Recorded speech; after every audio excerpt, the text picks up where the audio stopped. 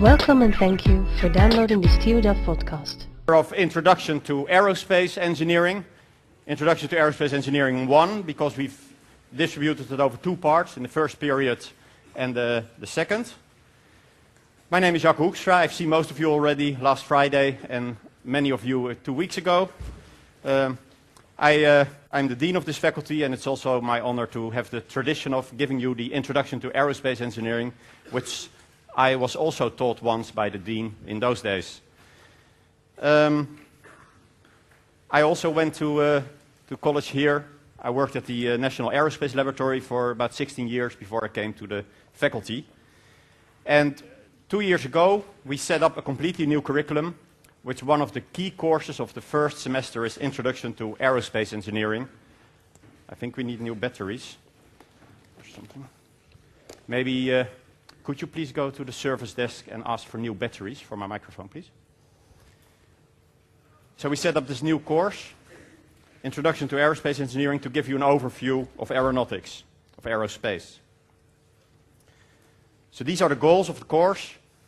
To give you a bit of historical context, we'll use the timeline of the development of aerospace as sort of our storyline. But main goal is to give you the basic knowledge of the principles of aerospace, both technologies, systems, as well as physical principles. Of course, this should also give you the basic understanding of why aircraft look as they look today.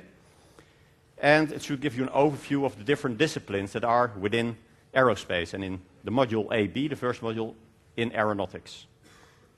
Because there's, of course, a problem with a course like this, is that it teaches many disciplines. Because we see aerospace as a collection of disciplines. Yes, thanks. I'll change them quickly.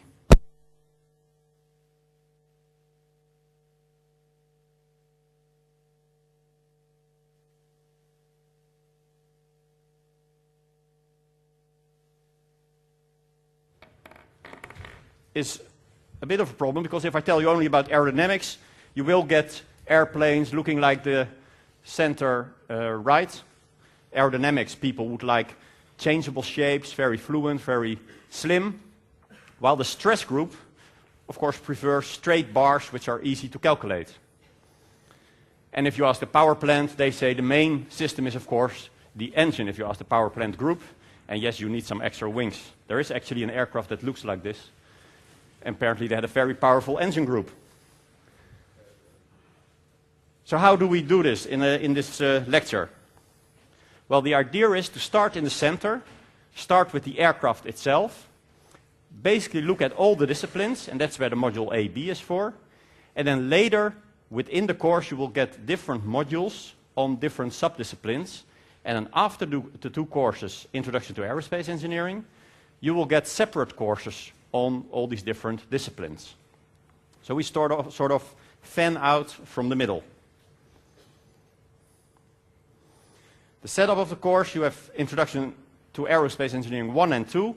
1 is aeronautics, so you get the introduction to aeronautics, aerodynamics, and some flight dynamics about the performance of aircraft. Then you get an exam in October. And then in the second period, we have the space module that we start off, the overview of space. Then a bit of orbital mechanics, and then also in the second period is the module Materials and Structures, which is identical for space and aeronautics. Well, this is the schedule, hard to read. I'll put it up the blackboard. You will see that you already will have had two courses of Intro to Aerospace Engineering before the Dutch group even starts. But more importantly, also note that in the second week, there are extra hours here, instruction, which for the English group is on Wednesday, split in two,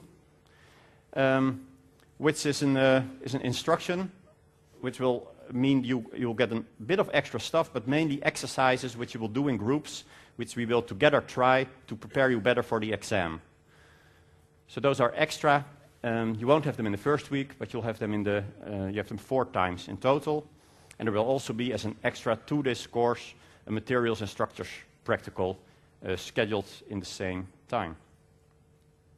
This is only the first 4 weeks. These are the other 3 weeks. You will also see that the lecturer changes. So per module, we have different lectures, there's 1 or 2 per module. The book, I hope many of you already got the package from the VSV. And otherwise you should, because you need it already tonight. The book, I don't think it's the batteries, but okay. The book of Anderson, they made a new edition this year, 7th edition, but the 6th edition of last year is also fine. So if you got it second hand from somebody, the 6th edition should also be fine. Also mind the Blackboard site. Register for the course. I don't know if Gillian Saunders already told you, but you should register, you should enroll for the course, because this gives you access to all the course material. The book is quite thick. As you can see, this is the book. This is 6th edition. This is the hardcover of the 2nd. And the good news is you don't have to study all of it. To know what you need to study, you need to follow the courses. All the material that we treat during the lectures is mandatory for the exam and will be returned in the exam. And we will refer to the relevant chapters as well. And also, at the end of the period, I will put up a note explaining exactly what you need to study for your exam. But in the meanwhile, make sure you get your notes and watch the Blackboard site, because that really shows what you need to learn. We'll also do some stuff today, for instance, that's not in the book of Anderson. And I will give you a handout in the break which contains some information on that, but you'll probably also need your notes. Okay, air transport, aeronautics, indispensable today. Here you can, if you can see it, you need to dim the light a bit perhaps. Here you can see a daily traffic pattern of air traffic. You can also see daylight shifting, so you see within Europe people are waking up right now. And also interesting is to note the pattern over the Atlantic Ocean, for instance.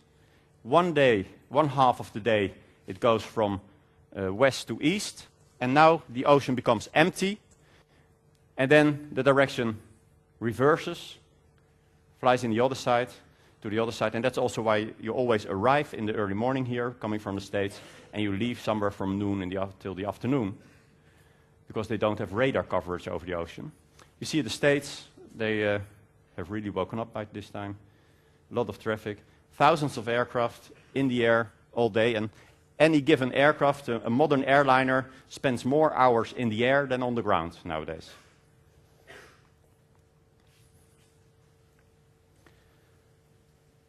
But also if you look at some numbers that should indicate could indicate the relevance for society. How many passengers do you think travel annually by air? Any idea? Any guess? 6 billion. Nearly the complete population? Well, not everybody can afford it. It's a bit less. It's actually 2.5 billion. 2.5 billion passengers, which is still quite a lot if you consider that only a small part of the world is as developed to actually travel. I thought it was a really high number. As a researcher, we always have to explain also the relevance of our work, and they also would like to know how many jobs do you provide as aeronautics, if we have it. Well, the answer is 15 million jobs, and then we do not count tourism sector because, well, you could say it would be less without aeronautics, without air transport.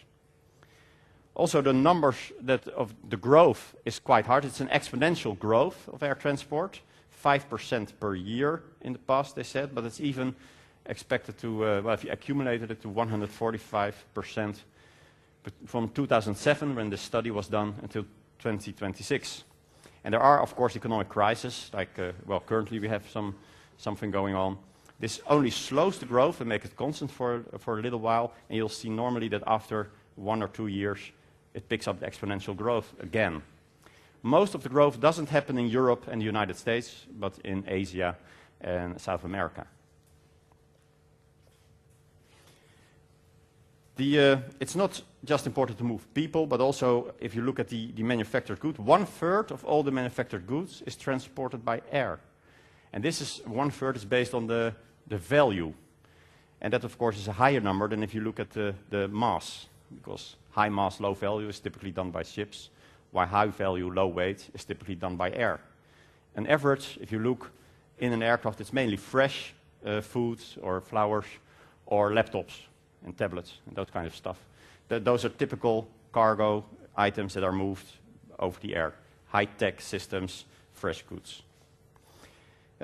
Very important, if you work later in an aerospace research department, the lowest number that any effort that the government puts in, any money the government spends on your research, will give them 170% back in growth of their domestic product. So nearly 3 times as much of the money you get back, because this gets on top of the investment that you get back. But okay, how do we do it? I mean, we've dreamt of flying for millennia already. You know probably the myth of Ikaros, as we say in Greek.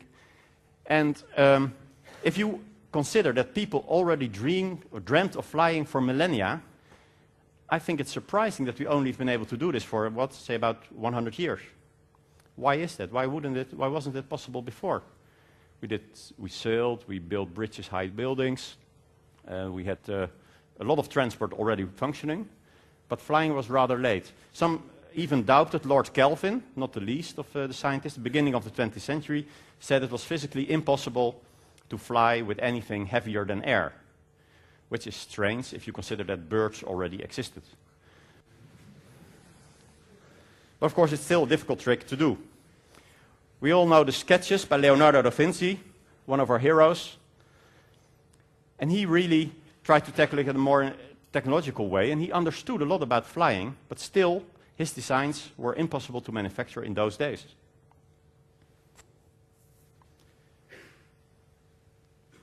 So, the 20th century was when it really started, and is often called the century of flight. I hope there will be more centuries of flight, of course, but this was the first century of flight, let's call it that. And we'll use this sort of storyline in the lectures as well. So you will see many of these aircraft that you see on the slide right now, you will see them coming by in the lectures as examples. The Wright brothers, of course, famous example. You also see 2 wars that spurred a lot of technological innovation. In the beginning, the only real use for aviation was, apart from the rich people, was the military purposes. They helped develop the aeronautics very fast. And then only in the second half of the 20th century, mass tourism in the air really took off.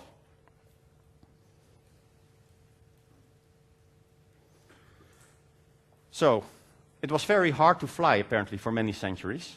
But still, there are many ways to fly. In general, there are sort of 3 principles to counter gravity. Any ideas? How can you counter gravity?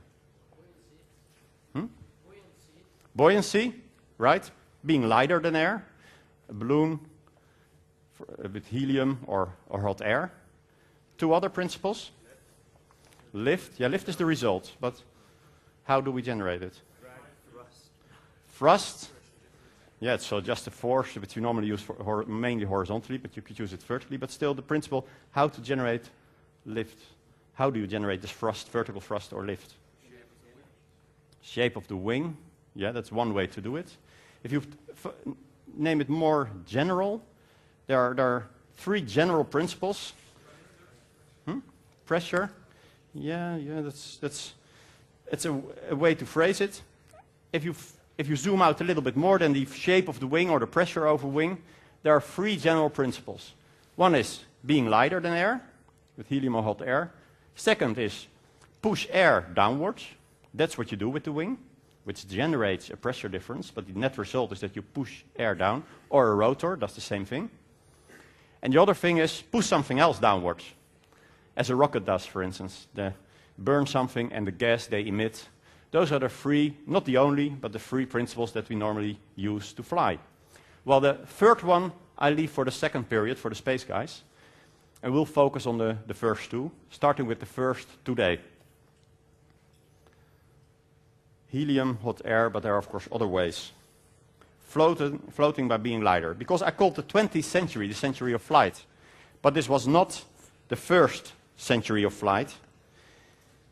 In fact, the principle of hot air balloons was already known just after the beginning of our, around Christ, two centuries, 200, 300. The Chinese already used hot air balloons, a bit similar to the ones that you can now buy to celebrate the New Year's evening. And they are responsible for many UFO reports in the Netherlands, I think. And they use something burning to heat the air. And they were used, according to documentation, for military communications.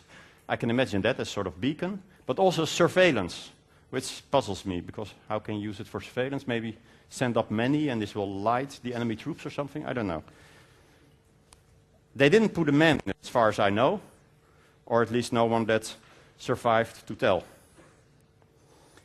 Because this really happened much later, in the 18th century, by two brothers again. Many innovations happened by brothers. You have the Wright brothers, but the first real flights were done by the Montgolfier brothers. And they really were brothers. Sometimes in the past they called two men living together brothers, but they really were brothers. Joseph was the oldest one. Etienne was the younger one, the 12th and 15th child of a manufacturer of wallpaper. And Joseph was really the wild one. He once studied a fire and saw, when the laundry was drying over the fire, saw some of the laundry blowing up like a balloon, and figured, hey, if you could get from the air, get men in the air and go via the air to other troops, you can perhaps take fortresses that normally are hard to take. Etienne was a different kind of guy, not a maverick type, but more the technological, the scientific type. And together, that was a really good team. You see the same with the Wright brothers, those two characters. One the really inventor type, maverick type, wild guy, the other one more the 4-0 guy, and this balance apparently gets a lot of things done. And they set up to do this in a really scientific or technology, scientific way. They did experiments first, and larger, first indoors, later outdoors. And before they put men underneath a hot air balloon, they tried it with a duck, a rooster, and a sheep. This was not some random collection available in the nearby farm, but this was really a scientifically set up experiment. Any ideas why they chose those three animals? Weight differences? No, could have been, but that's not the case. Well, the duck could fly, yes. The chicken might not die if it fell down. The sheep was delicious if it fell down. So it was chance of survivability when it fell down. No, the idea was they didn't know what happened when you got up to altitude.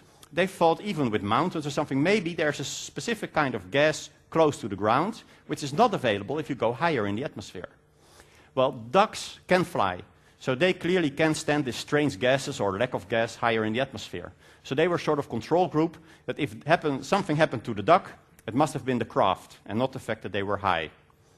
Then the rooster was, of course, is a bird, has the same physiology, but doesn't fly too high. So there you could see whether it was caused by bird physiology or by the fact that you are used to it, used to fly. And of course the sheep is the model human, a mammal, and if they survived, probably a man would. So that's why they chose those three animals.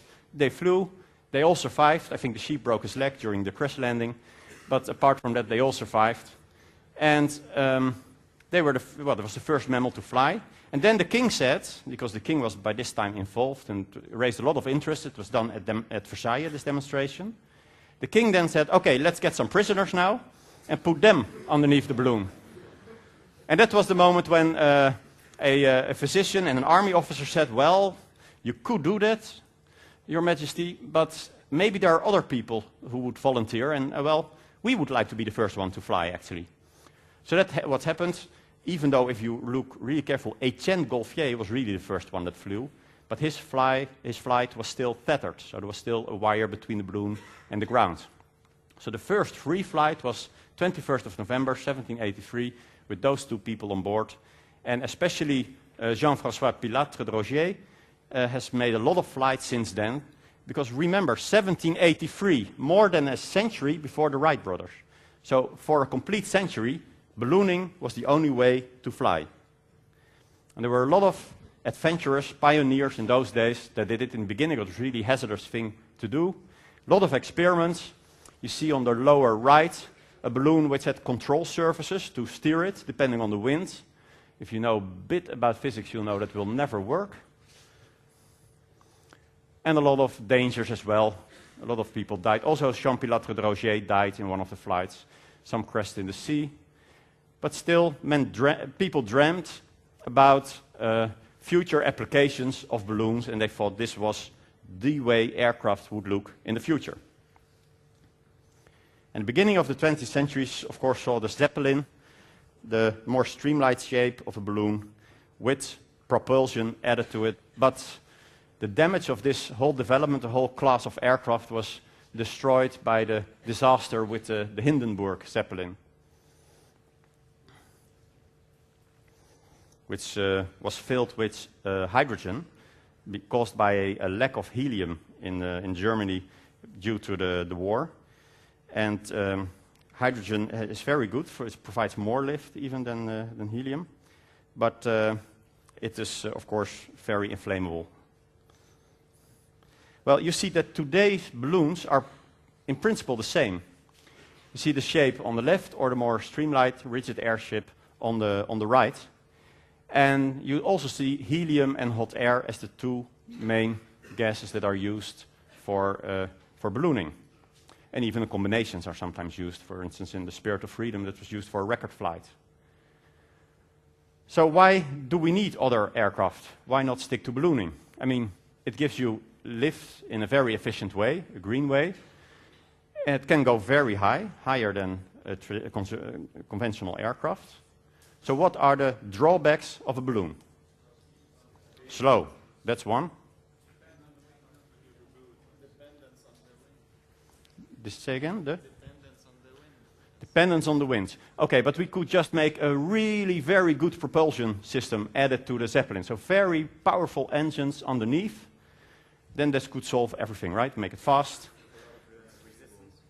Exactly. There's a huge volume that you need.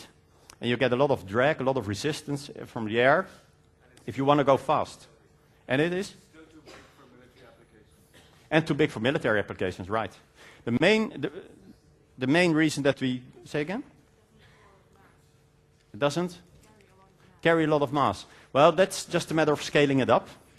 But you get it through. It is quite, if you look at this picture, indeed compared to a wing, it's quite large compared to the amount of mass that you can carry. That's right. So in that sense, it doesn't seem that efficient.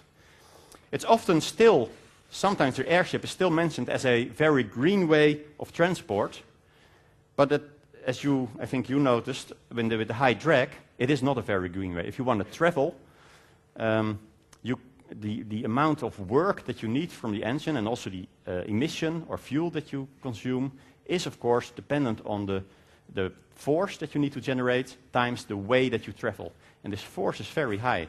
So overall, the energy you consume for traveling by airship, it makes it, unless you fly extremely slow, not a very green way for transport.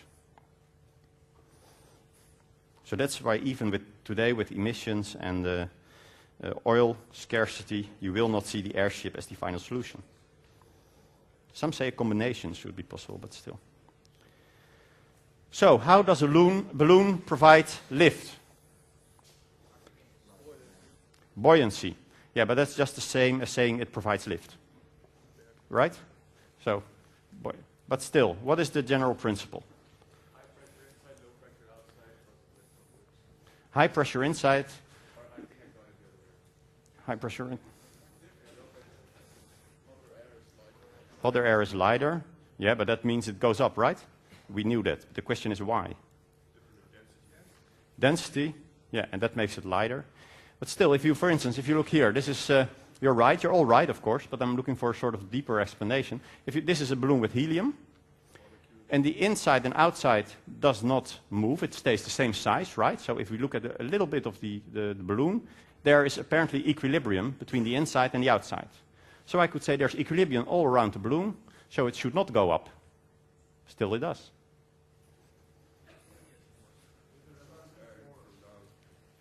There's? The air goes down when the balloon goes up. Yeah. There's another question you could ask. Why is helium and hot air both used today? Why not one of the two is probably better, right? It's also... So let's study it a bit further, because this is a good introduction to knowing the atmosphere and gases. So let's study it a bit closer. And for that, we're going to need something that you should know at high school. By the way, I made a little handout here with some formulas that you need in the first few lectures of stuff you still remember anyway from high school. I hope. Well, one law that we need is, of course, the gas law. And the other one that we clearly need is the law of gravity. I hope this all looks still familiar after a long summer vacation. Pressure times volume is equal times N, the number of moles of a gas, times the general gas constant, times the temperature in Kelvin. Law of gravity is mass times the gravity acceleration. There is a problem with this gas law, as you have learned it in high school, because this works very well for a certain volume, but if you talk about the atmosphere, nobody knows the volume of the atmosphere, because this sort of gradually dissipates when you go into space. So we normally want to look at certain points in the flow. Even if we study 1 cubic meter, still we have a problem when this air moves over the wing and we want to study smaller parts. So instead of volume and the number n, we would really like something else, that we can really say that at a certain point, or at least very small quantity, gives the state of the gas, like air density. So instead of volume and n, we would like to have air density. So let's change this formula. We know that the air density is given by mass divided by volume, which means that the volume is mass divided by density. So let's substitute that and say P times m divided by the density. And then we have taken out the volume, but now we have got the mass. And also we want to get rid of the n. Well, what is n? N is the number of moles. You could also say it's the mass divided by the molar mass, the mass of 1 mole. And that's, of course, the same as n. So if we substitute that as well, we get m divided by the molar mass times r times t. And this is nice, because if we divide by the mass now, left and right, we got rid of that one already. And which means we can also write this as P is rho times r divided by the molar mass times the temperature. And most of the times we will be talking about air. And that means that r divided by m, well, air is a mixture. And we will be talking about the same r and same m all the time. So in aerospace or in aeronautics, you often see r given for air only. And what we then basically do is that we call this r a different r. And we just put a little curls on this, as Mr. Anderson has done in his book, to make the distinguishment between the two different types of r's that we use. We call the r for air, we take the general gas constant, which is 8 point something, 3145, divided by the molar mass, and that is in sort of average, because we're talking about different gases here. So CO2 is very heavy, while O2 is lighter, and N2. So this is, most of it, of course, is nitrogen, and so it's very close to nitrogen. It's 29.97, which means the R that we will use most of the times is 287. Oh, this is, I should make it different. This is gram per mole. So to be correct, I should do it like this. And you should forget about the point there. This is easier for me to do than in your notes. But Okay. So 287 is the gas constant that we normally use, which means that the gas law that we will normally use looks like this. P, the pressure, is air density times R times T. But never forget that this R is specific for air only. So it's not the general gas constant. R is for air only. If we compare different gases, if we're going to talk about balloons with helium, for instance, then we will need the formula 1 above that, with the curly R divided by the molar mass.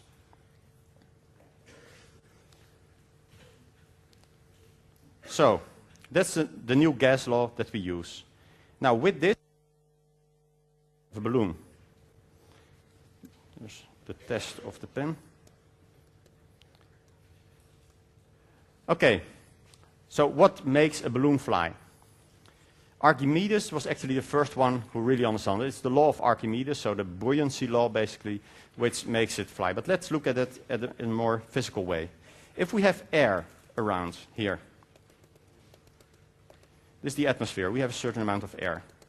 Imagine then we look at one specific volume of, no, that's not what I want.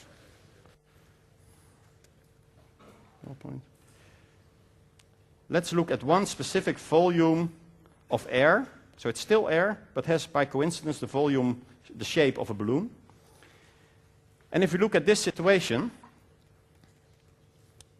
and the atmosphere is in equilibrium, that means that if we cut it out, if we would take away the air, we would take the same shape, and we look at the air around it,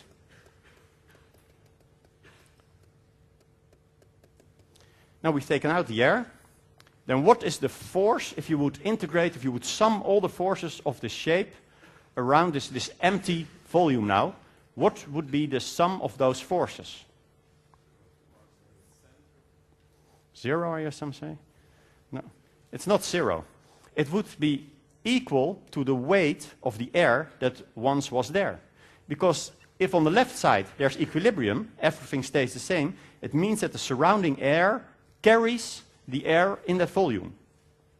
So even without knowing the exact shape or the exact force distribution over the balloon, we would know that the resulting force on this volume would be, sort of the lift force, would be equal to the amount, the weight of the amount of air that was in this volume. So this lift force, this maximum lift force, would be, let's call it FL, would be the mass of the air that we have taken out times G.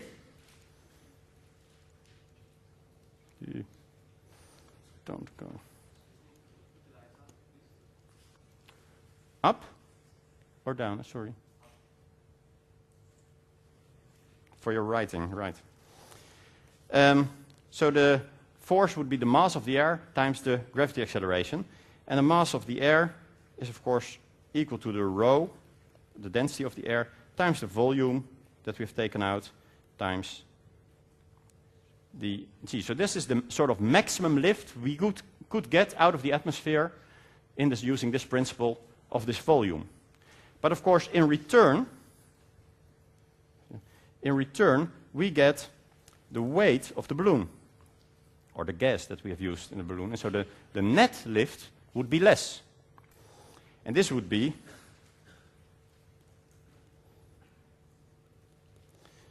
again this rho, let's call it the rho of the atmosphere, times the volume times G, minus the rho of the gas times the volume times G.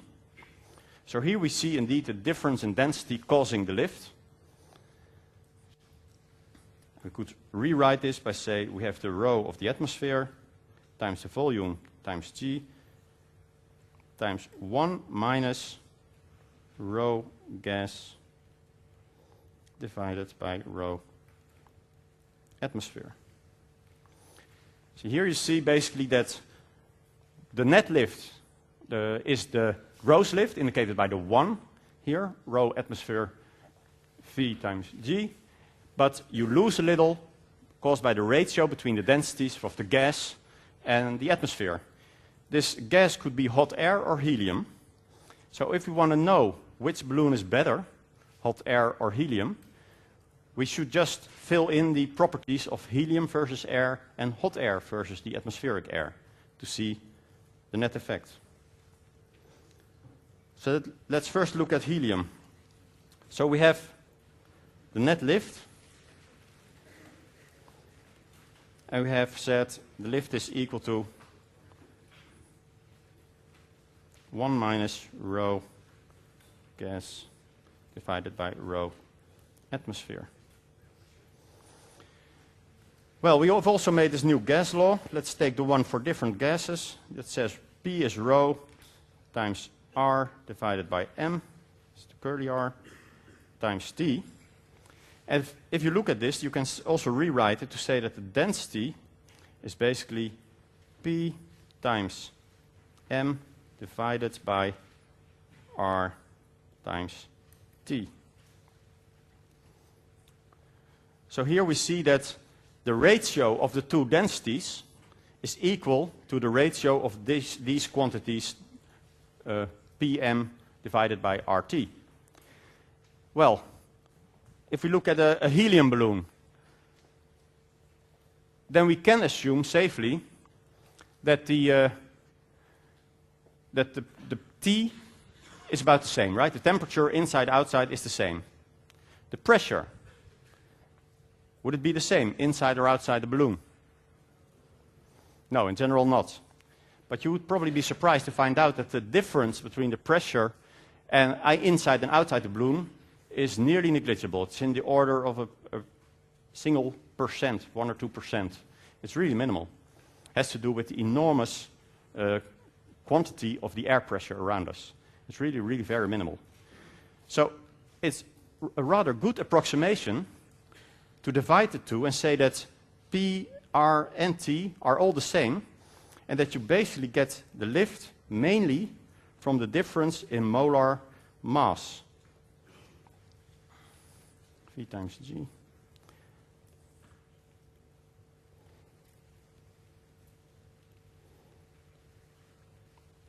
Air, atmosphere or air.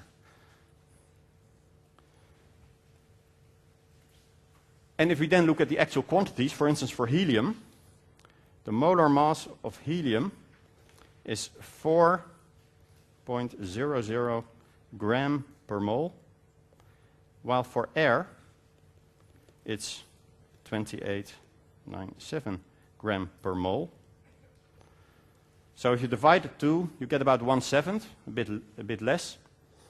So which means that 1 minus 1/7, which means that this would be about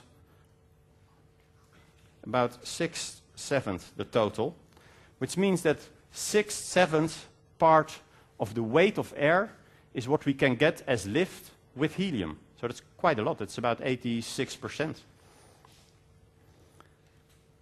And of course here you can also see the effect of different types of gas. If we use, for instance, let me see, I've got it somewhere here. If you use hydrogen, the molar mass of hydrogen is only 2. It's 2. Of course, it has molecules of 2 atoms, otherwise it would have been 1. But so it's 2.2 gram per mole. So hydrogen is even better in providing lift than helium, but we know the drawbacks also from the Hindenburg. So we use a lot of helium. In fact, I'm going to do a little experiment later to check our calculation with these helium balloons. So we can get helium. Where do we get helium? How do we get helium? You know it? Where does helium come from? It is a gas that doesn't bind itself to other molecules, so we cannot just break something apart to get helium. Sorry? Freeze it off? Yeah, lower the temperature of the air and get it out of the atmosphere. There is a little fraction of helium in the atmosphere, But there's another way. Distillation? Fractional distillation. Yeah, that's basically the same as what you're saying. Just so get it out of the atmosphere in the end, right? Yeah, you could do that. I think some of it's one way to get helium. Another way is that if you look at radioactive decay, one of the types of radiation that you can get is alpha radiation. And if you look up alpha rays, those are actually helium cores. So they expel a helium core, which easily picks up an electron, and this is how you get helium, which immediately flows to the edge of the atmosphere, so you've lost it. That's why there's only a minimal amount in the atmosphere around us. But that doesn't happen if it's trapped in a cave. So most of the helium today comes from the United States, where they have caves, where due to radioactive decay, you get helium in the caves, which you can extract. But it's getting less and less and less. And I wonder whether we will still have it in like 10, 20 years, whether we will still have helium balloons around. I suggest we take a little break here, and then we test our calculation by verifying the lift force of this set of balloons here. By a gas, by a different gas than air, we still have to look at how it relates to hot air, how you compare helium lift with the lift of hot air, and why we use both. And also I got a question over the break. The mass of air, is it the air around the volume or inside the balloon? When I replace the gas of the air by the gas, I look at the weight of the air that we have taken out. And because that should be equal to the force on this volume, because this air was not moving. And then, of course, assuming that the air is the same around the balloon as it was at the volume where the balloon was. That's why we use atmosphere and air at the same time. So we've seen this. So how does it look for hot air? We're going to look at that first.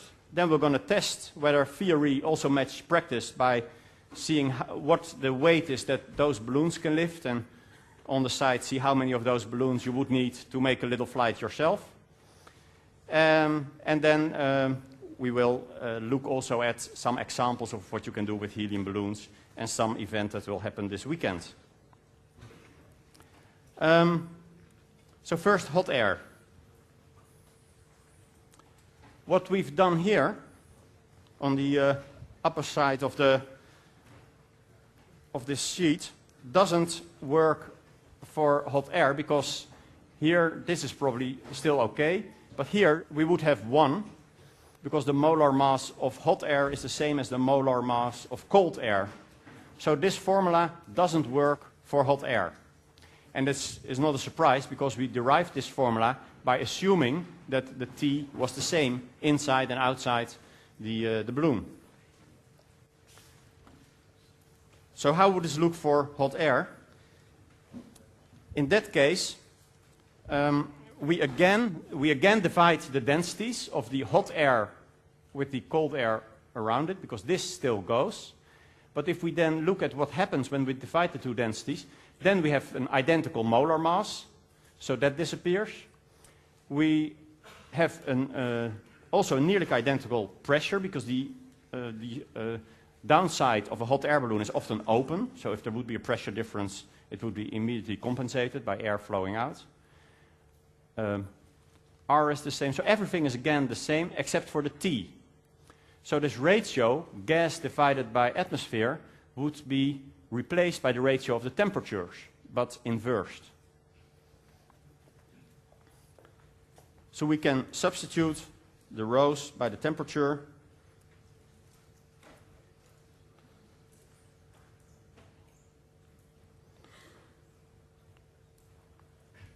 Inversed.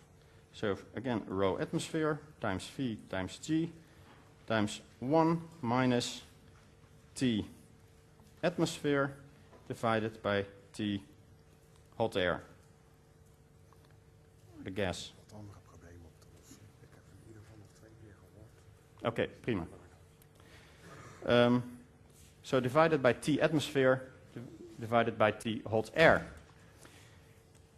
And normally we do not talk about the temperature in Kelvin. We often talk about the extra temperature that we have added to the balloon. So maybe it's easier to say we have the rho of the atmosphere, we have the Vg, and we have 1 minus the temperature outside and the temperature of the hot air balloon where we have added a delta T. And this we can simplify by saying 1 is the same as T plus delta T divided by T plus delta T minus T divided by T plus delta T.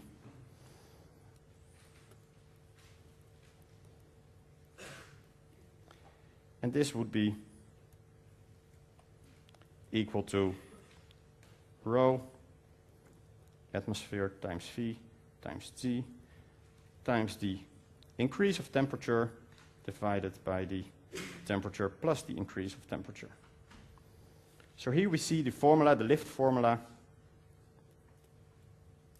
for hot air. And we see now that the ratio of molar masses is replaced by the ratio of the increase of temperature over the temperature plus the increase of temperature. Now, if we now compare helium with hot air, then we say that this, if we want to have the same lift with hot air as with helium, then this should be equal to 6/7. Which means that if you, well, you could also write it here. If we say 6/7 is equal to delta T over T plus delta T, we can, by multiplying on both sides, the diagonals, we can say that 6 times T plus delta T is 7 times delta T. If we take away the brackets, 6T plus 6 delta T is 7 delta T. In other words, 6T is delta T. Still following me so far? 6T is delta T. That means that the increase of temperature of the air that we need if we want the same lift as helium should be 6 times the temperature. And that's the temperature in Kelvin.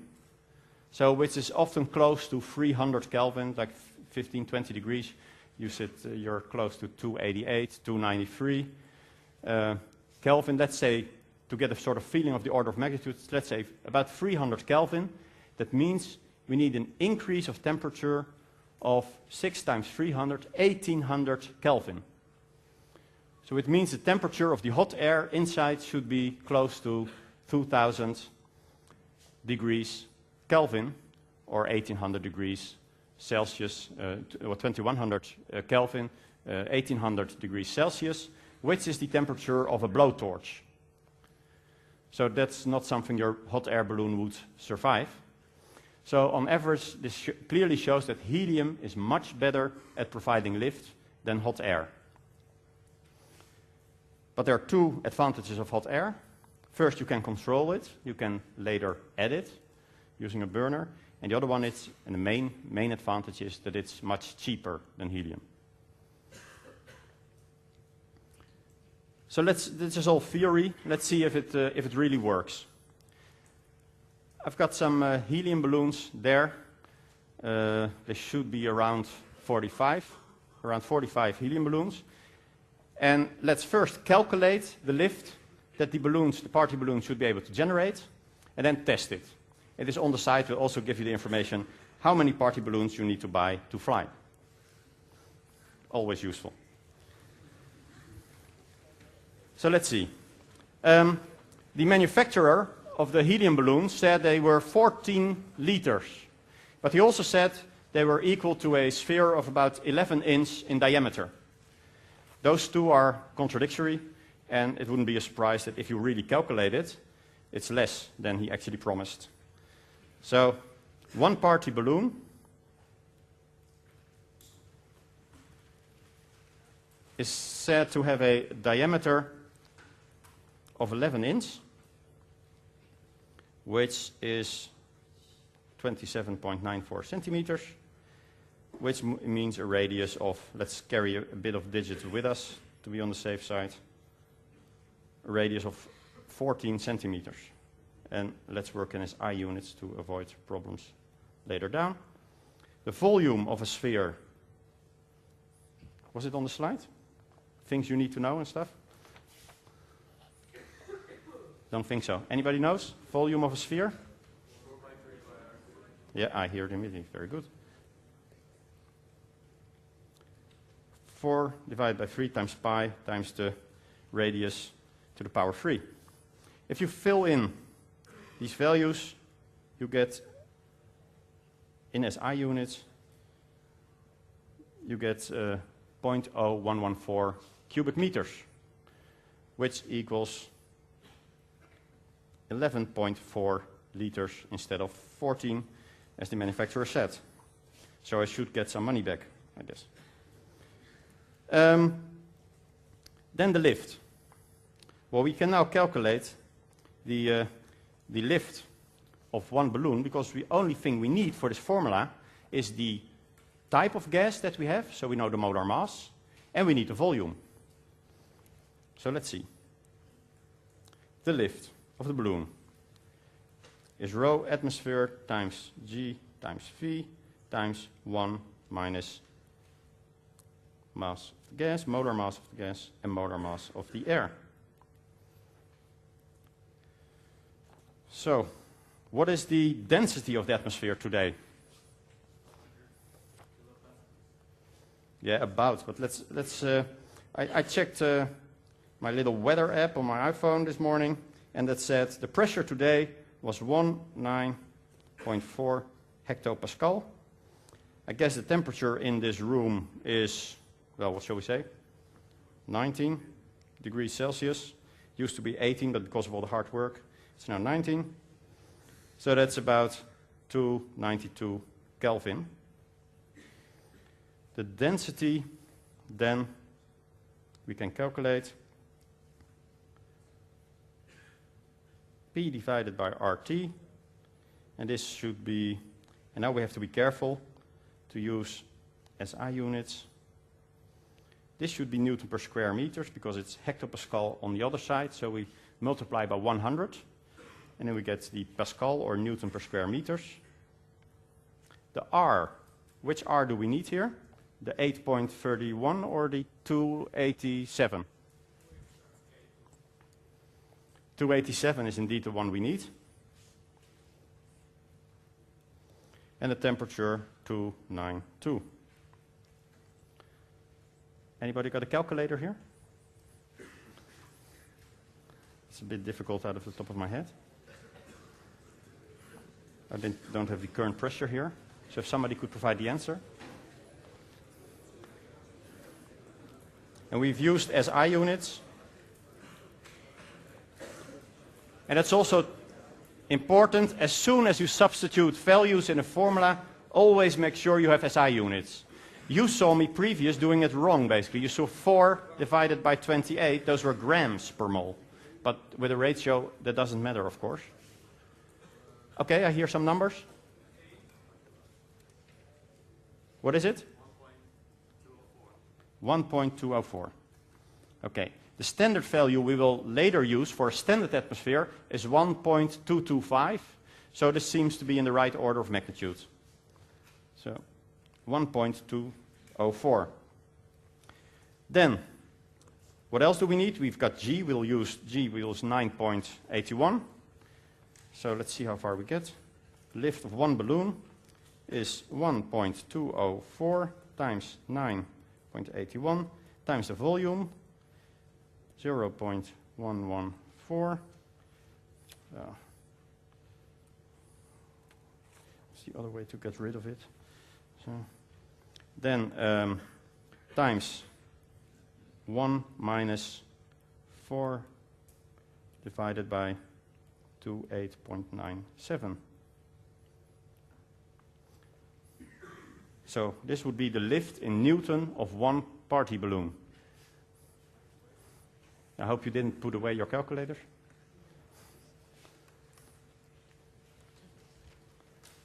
It also would tell me whether it's safe to make that loose, those balloons, or whether I will be stuck to the ceiling here. How much? 0.12. 0.116. Few more digits. 1. Okay, so that's 102. Let's take 4.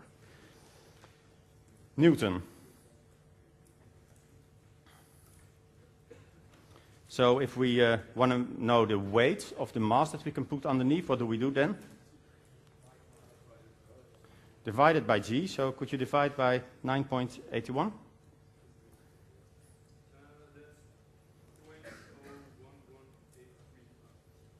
One. So, say again. 1184 kilogram. So that is 11.84 gram. So each party balloon can carry close to 12 grams. Should we? Compensate for the weight of the balloon, yes, of course. This is assuming the balloon itself weighs nothing. So that is indeed one of the errors that we made. So we'll have to assume that it's actually a bit less.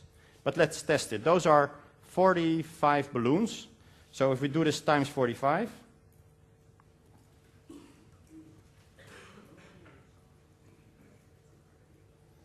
what is the weight that we get?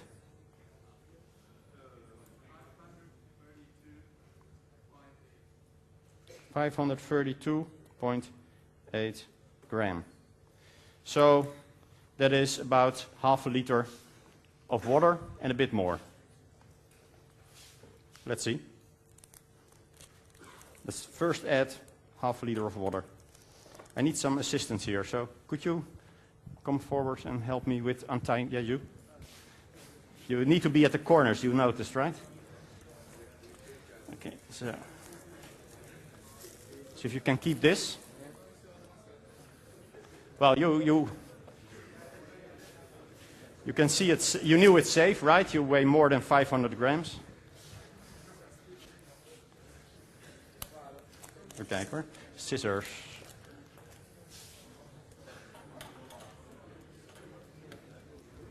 So it should at least be able to lift 1 bottle of water. And then we should still have a little.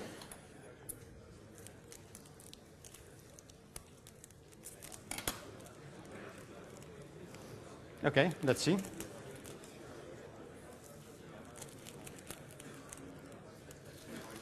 Yeah.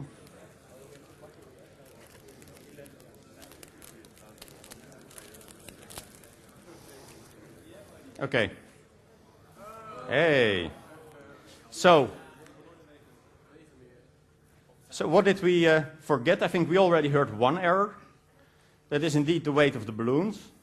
So we have to think of a storyline to match 30 grams, right? So, weight of the balloons. That's one. Weight of the bottle and the strings, yes. There's more, I think. Sorry? The balloons? Yeah, that's right. Some balloons might be smaller. There's one more error that we made.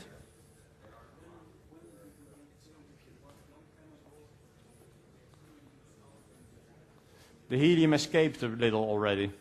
That's also true. If I'm going to do this again Wednesday for the Dutch group, I need new balloons. Yeah? The balloon is? Balloon is not round, so maybe a little bit of extra, but that would generate extra lift, because then we would have more helium. But it's true that we've made an approximation in the shape of the balloon. That's right. Maybe our calculations are wrong. Maybe he's actually right about 14 liters. Well, no, then it would have been more. He says maybe we're right of about 14 liters. But Maybe he's really, really wrong. really, really wrong. No, it's not really, really wrong. I wouldn't have done it here then. One other thing is that, remember that we said that the pressure inside and outside is approximately the same. That is also an approximately. Of course, to compensate for to keep the shape, we got a little bit of higher pressure, this 1 or 2%. Also, that's the error we also made, which we noticed along the way, but also could generate 5 extra gram here. So this all together of course, creates this error, and also the amount of helium that we got. Maybe I can even get more money back, because I really doubt whether all the things that we mentioned, whether they add up to 32 grams. If you imagine taking out all the helium, taking out all the water, would that weigh 32 grams? Maybe. But at least the order of magnitude seems to be right, so those formula seem to be working in that respect. Also the temperature in the room, by the way, we mentioned, that was also an approximation. So how many balloons do you need to make a flight?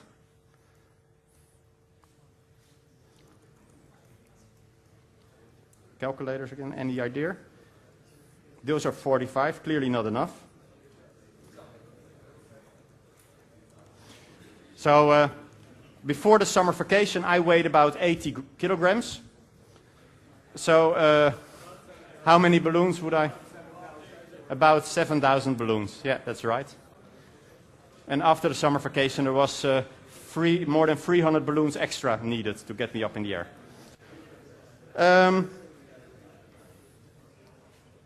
So, what have we seen? We've seen helium is much more powerful than hot air. We've seen that with this new gas law, which we call the equation of state, P is the rho times R times T, or R divided by the molar mass, that we can very quickly calculate properties without knowing the quantity. And that's the useful aspect of P is rho RT, and you should know that one really by heart, because you're going to need it a lot in all these aerodynamics calculations. With helium, such a powerful lift generator, you also may wonder, how do you really go up? And there's also one question that we didn't answer yet, and that was, if we assume, or if we see that the balloon isn't getting larger or smaller, this shows an equilibrium on every part of the balloon. And still it goes up. We've calculated it by taking again the overall view, looking at the weight of this air that we took out, and that's again the overall view. It still doesn't explain, in terms of forces, what is really happening. So which force is really pushing this up? How would you explain it in terms of force? If you really look at the balloon as a structure made of all of little pieces together forming a balloon, where is the lift force?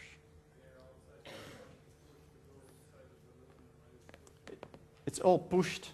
It's pushed up. Of course, it's the integration of all the forces around the surface of the balloon. But if you really think about it, it's actually the pressure difference in the atmosphere at this altitude and at this altitude that causes the balloon to lift. You know that the pressure gets less when you go to the mountains. If you dare unwrap certain bottles, they will all have been crinkled if you go skiing. But there is already at this distance, there is a larger pressure here than here. And that is really the force. So this volume feels a higher pressure underneath the balloon than on the top side of the balloon. So there's way less pressure in the back of the audience here. You've got way less air there than the people here. That's the bright looks I get here. You have to work much harder there to get the same amount of oxygen. But imagine, only at this distance already a pressure difference in the atmosphere. And that is because, of course, our atmosphere is a sort of ocean of air, and we live at the bottom, and the pressure is huge. And minor differences in air pressure already create a lot of force. Helium also would like to go above the air. So if you go higher with helium and you allow the balloon to expand, so to match the pressure of the inside and the outside, if you have a very floppy balloon, as they use the weather balloons, for instance, they are hardly filled. So they're huge balloons, but there's a little bit of helium inside. And when it goes up, it very quickly expands to match the pressure inside and outside. And this helium will continue to go up as long as there's air around it. Independent of pressure, temperature, it will continue to rise. So, in theory, helium balloons should be able to get you to space, because it wants to get out of the air. This is not just true in theory. In fact, if you would do it like a student from 3ME did, Tim Zaman, he last year bought a weather balloon and a bit of helium, attached a camera to it, standard camera, and just let it go. Well, you also want to get it back probably. So it's a bit more complex project than just like that, but still, for about 200 euros, he was able to get a balloon up to the altitude of 100,000 feet, about 30 kilometers, and make pictures like this. And I mean, this nearly looks like it's made out of the space shuttle, right? You see the dark space, you see the curvature of the air, and you even see the atmosphere. The blue dispersion is the little particles in the air, is the indication of the atmosphere getting less. So for 200 euros, you can make pictures from space, the edge of the atmosphere. And in fact, you see the website here, mentioned underneath, hollandshoogte.nl. This weekend, there will be another attempt, and then there will be a live feed with a camera, which is attached to the internet, so you can live watch a balloon here in Delft go up to space, and we will have a radio station on the top of our building, of our faculty, to hopefully bring you the live feed from the edge of the atmosphere. Here you see another picture. You see the Waddeneilanden, the islands in the North Sea. Really spectacular images. So helium does indeed bring you much higher than aircraft can get. There are also people that try to fly with helium balloons, the party balloons.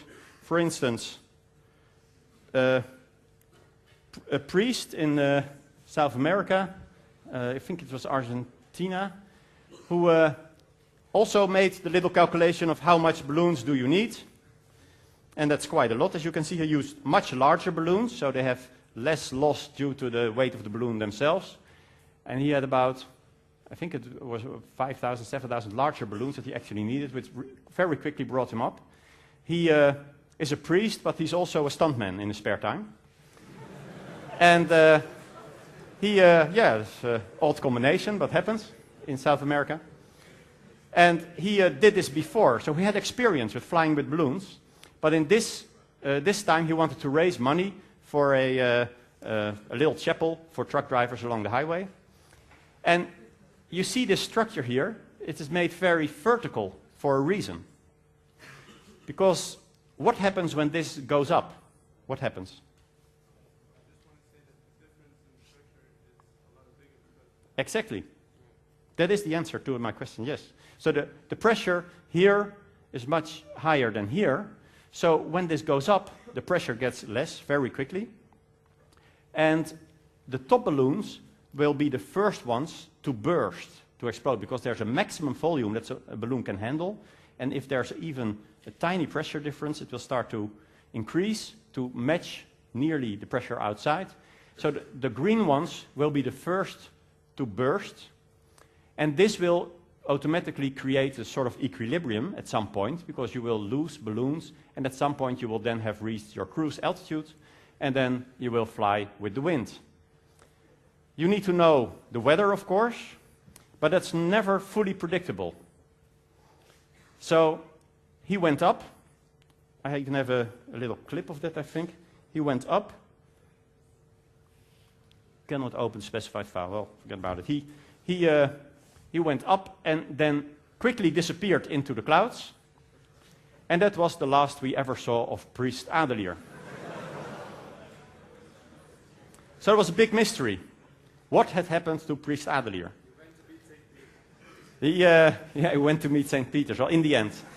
But at some point around the internet, there were pictures where you saw him flying behind the Eiffel Tower or the White House. There was a lot of speculation. Most of those pictures were photoshopped. But what really happened to him, that the weather forecast is not 100% reliable. So in this case, the depression took a turn a bit more to the west than they anticipated. And instead of going inland, he was sent out over the ocean. So after a while, they found this. And the color of the balloons indicate it must have been from the lower section. So that's not a good sign. But still no Priest Adelier. And I think really months later, they also found him washed ashore. So it's a real pity. He did not survive. There was another man who had a similar approach, who did it in California, and really disrupted air traffic in Los Angeles. And he had a little gun with him, so he could shoot balloons to control the altitude, and he had a lot of soda cans with him to drop if he wanted to go higher. Okay, so helium is indeed a way to fly, but we've seen many disadvantages already as well. So, this altitude, the pressure difference. Let's study the atmosphere a bit more. If you see what we have done, we've basically looked at a law which is known as the hydrostatic law. Of course, we prefer to call it the aerostatic law, but it's the same. And that has to do with the change of pressure due to altitude. And this is the main driving force of the pressure difference in the atmosphere. So why do we have high pressure here? That's because we are on the bottom of the air ocean, the floor of the air ocean. So you know, we saw the number earlier, about 10 to the 5th Newton per square meter is it's actually the standard atmosphere has a sort of average, which is 101325, is the standard average atmospheric pressure at sea level that we normally use.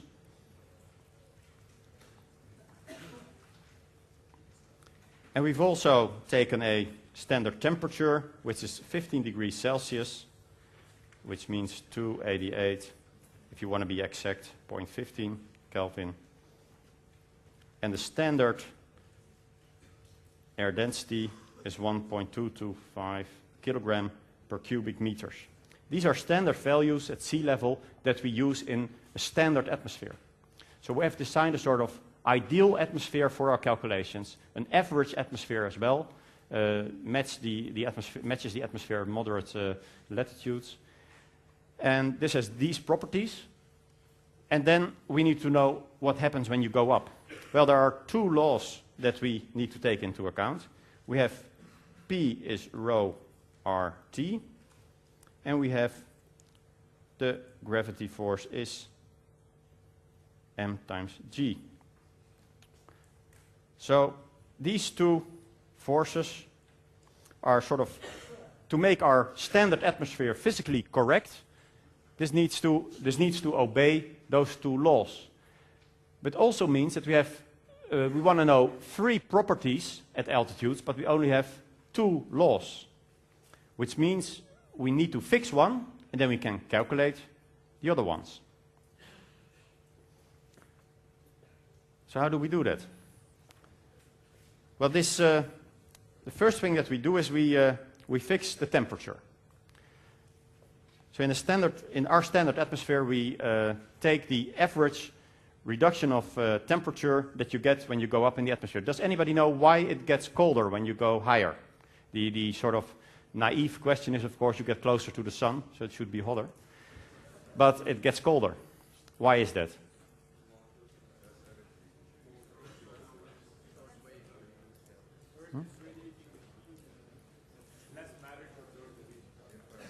In fact, what happens is that the heat radiation, the infrared of the sun, goes through the atmosphere. The atmosphere is nearly transparent for those rays. Hits the Earth is heated, and by the contact that there is between the air and the Earth, there's a higher temperature.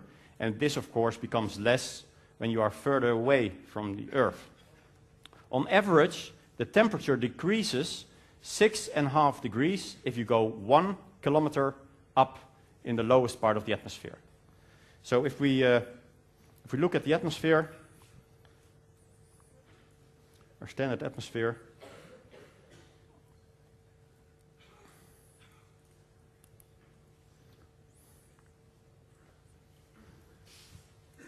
we see at the first layer, the troposphere, as we call it, we see the temperature sharply go down up to 10 or actually 11 kilometers. 6.5 degrees Celsius or Kelvin per kilometer. So this means at sea level, if we have a temperature of a nice 20 degrees, if somebody builds a mountain in the Netherlands of 2 kilometers high, which is a current plan by somebody, then it will be 13 degrees colder on the top. So if it's around freezing point, it will already be minus 13 on the top.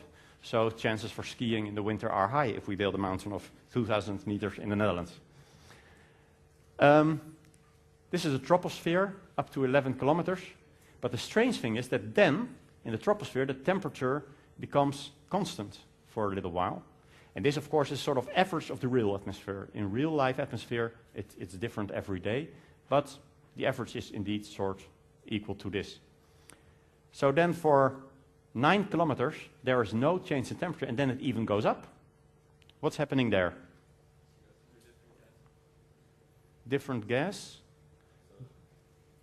That is true, and then? Different thermal absorption. I hear the right word there somewhere. The ozone layer, indeed. There you have a layer of ozone.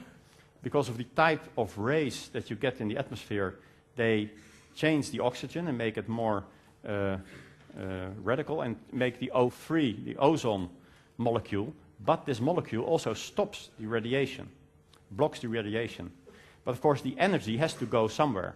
And the default thing that always happens to energy, if you lose it somewhere in some physical experiment, is that it becomes heat.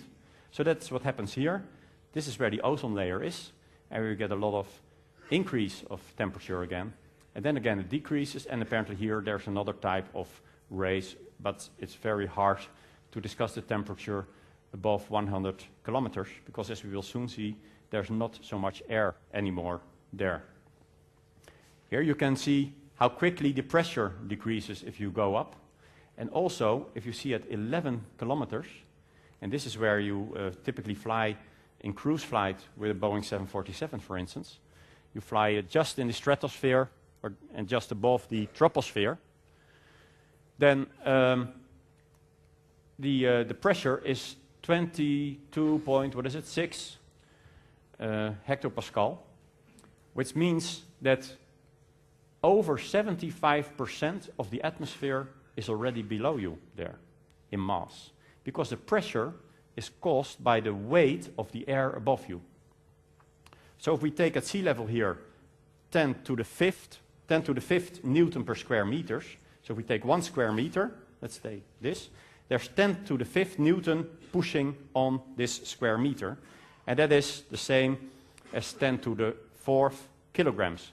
In other words, 10,000 kilograms of air is pushing on 1 square meter of desk here. 10,000 kilograms.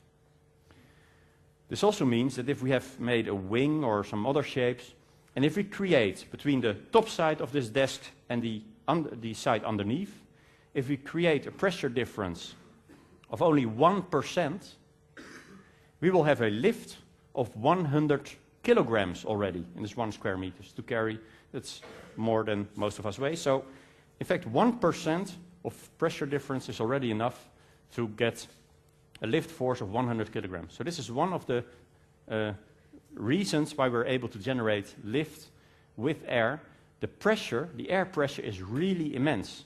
And normally we don't notice it because it's also pushing on the side underneath and it's on all sides, so we're used to it. But you only notice it when you have a vacuum. If, even steel oil barrels will wrinkle if you take out the air. And you can see clips on YouTube showing the effect. It's really immense, the force that the air pressure around us has. So just minimal differences in air pressure will create huge lift forces already.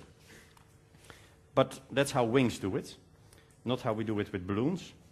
I want to have a look at one more law, basically more general law of aerostatics, which is responsible for the change in the pressure in the temperature in the atmosphere. So let's take one disk of air. Other screen, yes. One disk of air, which has a surface, let's call it A for area. Underneath, there's a pressure P, and then the pressure on the top side we call, let's see, P plus delta P. Let's see. Get the signs right. P. So a changed pressure P plus delta P. The altitude is delta H. So here we see a little disk of air inside our model atmosphere to see what happens. So what are the forces that we have here? Well, we have a force up, which is P times the area. And this should, if there's equilibrium, and we want equilibrium in the atmosphere, should be equal to the pressure that is pushing down on the other side, P plus delta P times A. And there's a third force on our disk of air. What's the third force? Gravity. Also going down, and m times g.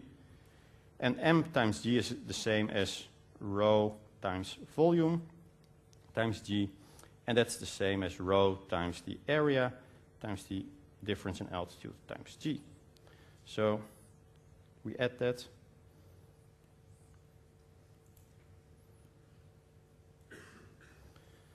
So we can now see that we can divide by the area. So it doesn't matter apparently how wide this disk is that we take. And then we get P is equal to P plus delta P plus rho delta H times G. Then we can take out the P as well.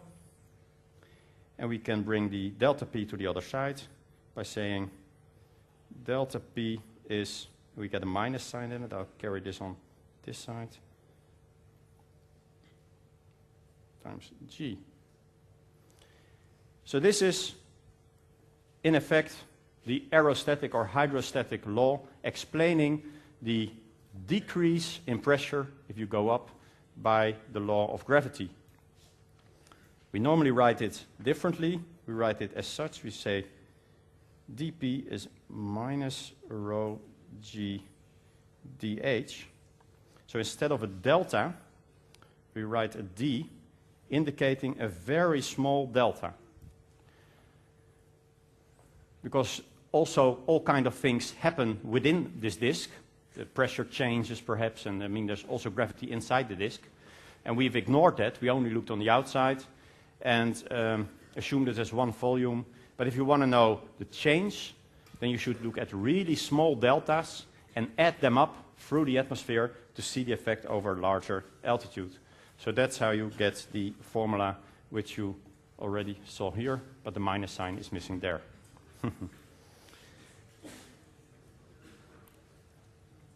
So this law, the hydrostatic law, is in fact the one that's causing the decrease of atmosphere. You also see that the delta P is negative, which shows the decrease of pressure if you go up.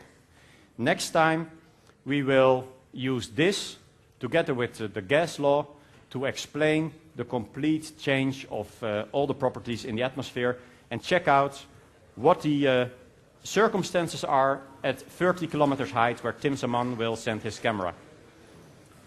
And that will be tomorrow. One more thing, homework. Oh, yeah, right.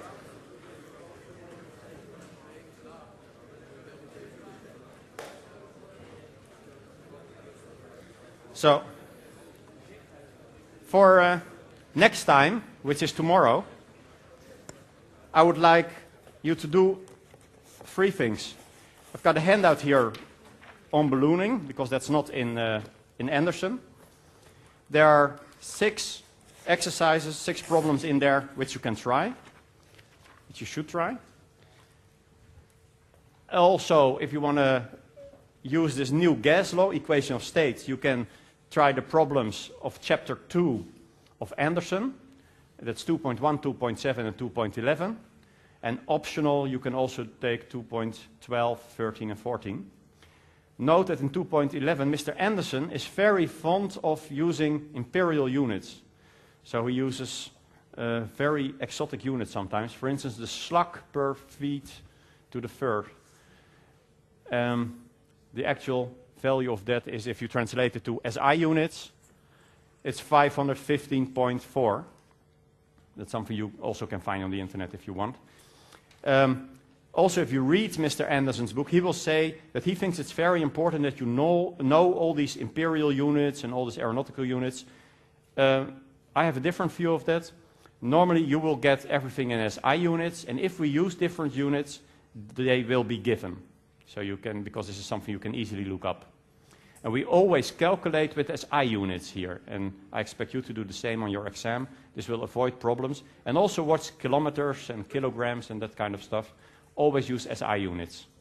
So ignore the parts in Anderson that tell you that it's very important to know what a slug is. You don't. For next time, tomorrow, we will have a look at the atmosphere, and today was really slow compared to what we will do tomorrow. So gradually we will increase speed and make it more complex. And tomorrow the atmospheric formula will use nearly all the formula that you have on the sheet in front of you. So it would be worth your while to study sections 3.1 to 3.4 to know what's coming at you. Okay, see you tomorrow.